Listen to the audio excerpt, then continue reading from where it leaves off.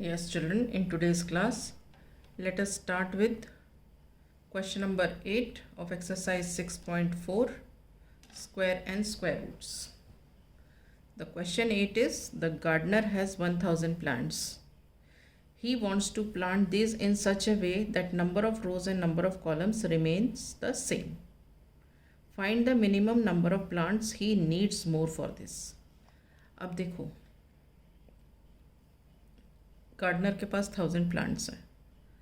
अब ये जो 1000 प्लांट्स हैं उसको इस तरीके से लगाने की नंबर ऑफ रोज और number of columns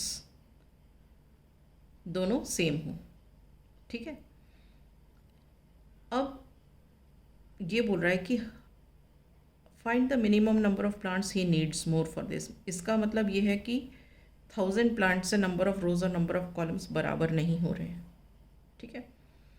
he needs more, इसको कुछ और चाहिए, मतलब he needs to add some more plants. तो हम इसमें क्या प्रोसेस करेंगे? लीस्ट नंबर एडेड वाला करेंगे. इस तरीके से हम क्वेश्चन में ट्रेस करते हैं कि किस में लीस्ट नंबर एडेड करना है, किस में सब्ट्रैक्टेड करना है.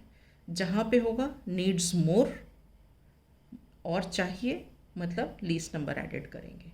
ठीक है. तो हम स्टेटमेंट्स लिखते हैं. Total number of plants with gardener.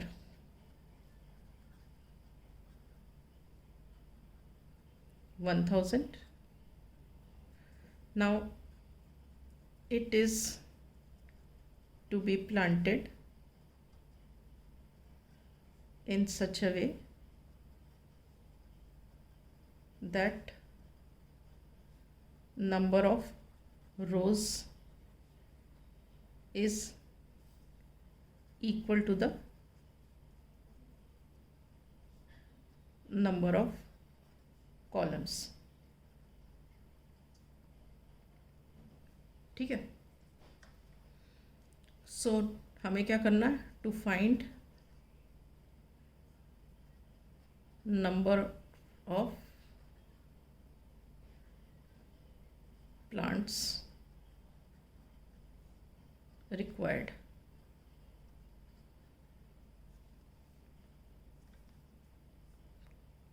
Number of plants required more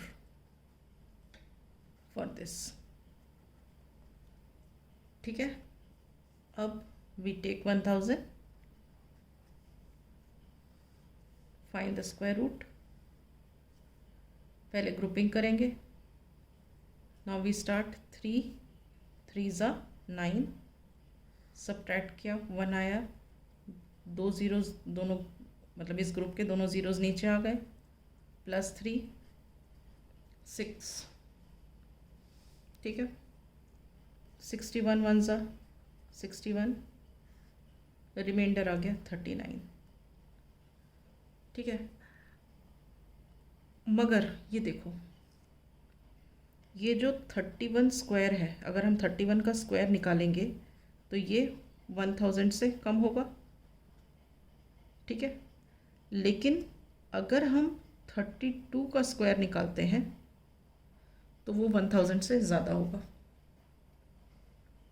ठीक है. So number of plants he needs more, you will get by subtracting 32 square, then minus 1000. 1000 is subtracted from 32 square. 32 square is what? 1024 minus 1000, which is equal to 24. So gardener needs 24 more plants such that number of rows become equal to the number of columns. Clear? अब इसको दूसरे method से आपको बता देती हूँ, आसान वाला मेथड। इस वाला ये यहाँ तक तो सेम प्रोसेस रहेगा जो ये हमने लिखा था। अब ये जो स्क्वायर रूट वाला पोर्शन है, ये सेकेंड वे, हम यहाँ पे 1000 लेंगे, वापस से ग्रुप्स बनाएंगे और डिवाइड करेंगे। 3 3 ज़ा 9, सब्ट्रैक्ट किया 1 आया, 0 0, +3 6। अब जो यहाँ हमने 61 1 किया था, हम यहाँ 61 1 नहीं करेंगे, हम करेंगे 62 2 ज़ा। जब 62 2 करेंगे तो कितना आ जाएगा, 2 2 4 और 2 6 12, ठीक है। But 124 minus 100 is equal to 24। तो ये जो है 24, ये these are the number of plants which he needs more. So 24 more plants are required so that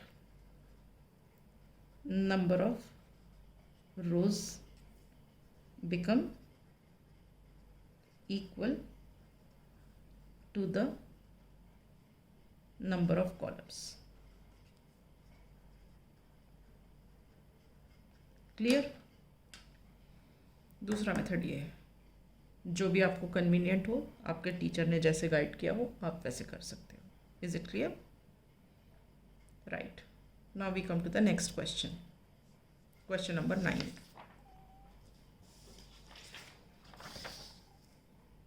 Question number 9 is, there are 500 children in a school. For a PT drill, they have to stand in such a way that number of rows equal to the number of columns. How many children would be left out of the arrangement? मतलब अब क्या है कि PT drill के लिए हमारे पास 500 बच्चे हैं, उनको जितनी नंबर ऑफ रोज़ है उतने ही नंबर ऑफ कॉलम्स में अरेंज करना है। मतलब एक तरह से स्क्वायर फॉर्म में अरेंज करेंगे बच्चे। अब हमारे पास बच्चे ज़्यादा हैं, तो हमको ये पूछा है how many children would be left out of the arrangement. मतलब हमें इसमें से कुछ बच्चे निकालने हैं, तो वो कितने निकलेंगे। तो जब निकालने हैं, लीव करने हैं, तो मतलब लीस्ट नंबर सब्ट्रैक्टेड होगा, ठीक है। सो वो प्रोसेस करना है, स्टार्ट करते हैं question. Number of children in the school,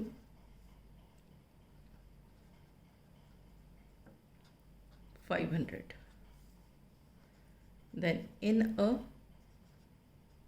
PT drill, they have to stand in such a way that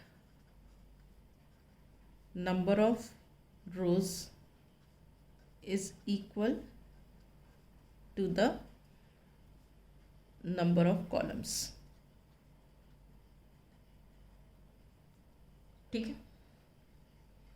Now taking the square root,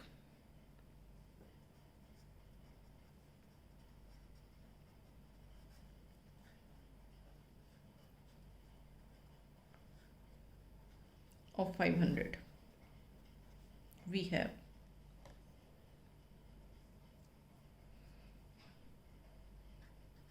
ये 500 लिया, ग्रुप किया, स्टार्ट किया। 2 2 ज़ा 4, 5 माइनस 4 इज़ 1, ये ग्रुप को नीचे लेके आया 100, +2, ये हो गया 4। अब 42 2 ज़ा 84, क्योंकि सब लीस्ट नंबर सब्ट्रैक्टेड है तो ये पहले वाला नंबर लेंगे हम। सब्ट्रैक्ट किया, 10 minus 4 6, 9 minus 8, 1. So this 16 is the least number. This will be subtracted from 500. So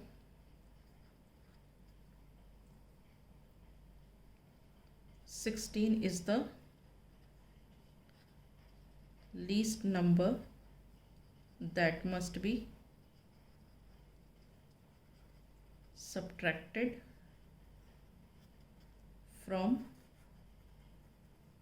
500 to make it a perfect square.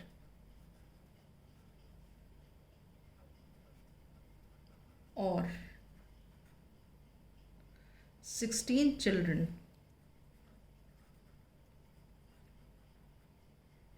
would be left out from the arrangement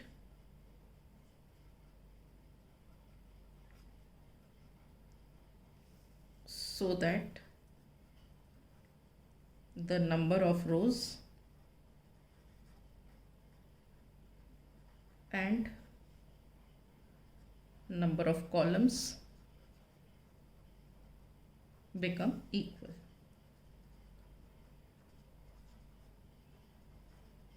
All right. So with this I wind up. In the next class I shall start with the next topic.